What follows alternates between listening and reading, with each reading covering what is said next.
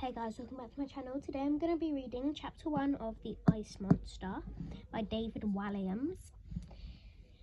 And I would like to thank you all for subscribing.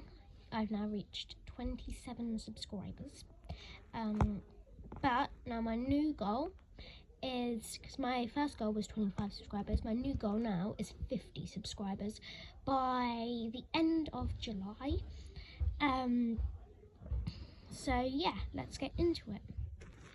Chapter 1, Cockroaches for Breakfast. One bleak winter night in the back streets of London, a tiny baby was left on the steps of an orphanage. There was no note, no name, no clue as to who this little person was. Just the potato sack in which she was wrapped as snow fell around her. In Victorian times, it was not uncommon for newborn babies to be abandoned outside orphanages, hospitals, or even the homes of upper-class folk. Their poor, desperate mothers hoped their children would be taken in and given better life than their bad families could provide. However, it was hard to imagine a worse start in life for this baby than at Wormley Hall, home for unwanted children. 26 orphans lived there, all crammed into a room that should have slept 8 at the absolute most. The children were locked up, starved and beaten. On top of that, they were forced to work day and night. They had to assemble gentlemen's pocket watches from tiny pieces until they went blind. All the children were painfully thin, with filthy rags for clothes. The orphans' faces were black with soot, so all you could see in the gloom were their hopeful faces. When a new baby arrived at the orphanage, all the older children would come up with a name for them. They liked to work their way through the alphabet, so their names would be as different as possible. The night the baby in the potato sack was left on the steps, they had reached E. If she had been found the day before, she might have been called Doris. A day later, she would have been called Frank. Instead, she was named Elsie. This prison of an orphanage was run by an evil old boot named Mrs. Curdle. Her face was unusually fixed in a permanent grimace, and she was covered from head to toe in warts.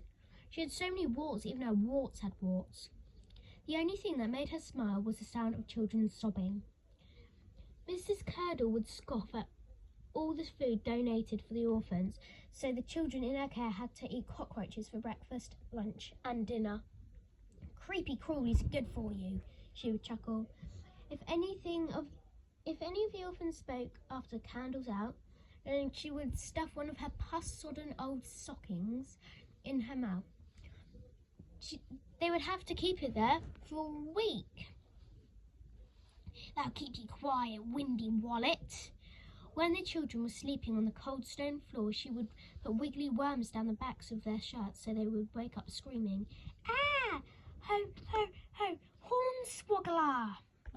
Mrs. Curdle would sneeze all over the orphans, "Achoo!" and blow her nose on their hair, "Humph! Gongoozler!" A weekly bath involved her dunking the orphans one by one into a barrel full of maggots. The maggots will nibble off the dirt, you muck snipes, Mrs. Curdle would snigger. To dry off afterwards, she would peg the children to the washing line by their ears. Twang! Once, when Elsie was found with a pet rat in her pocket that she befriended, Mrs. Curdle used it as a ball in a game of cricket. Thud, eek, whiz, how's that? If she felt one of the orphans had given her a funny look, Mrs. Curdle would poke them in the eye with her dirty, stubby finger. Ouch! Take that, gib face. As a special treat at Christmas, the orphans would line up for their present and a whack on the bottom with the bumper book of carols. Bash! Merry Christmas, child!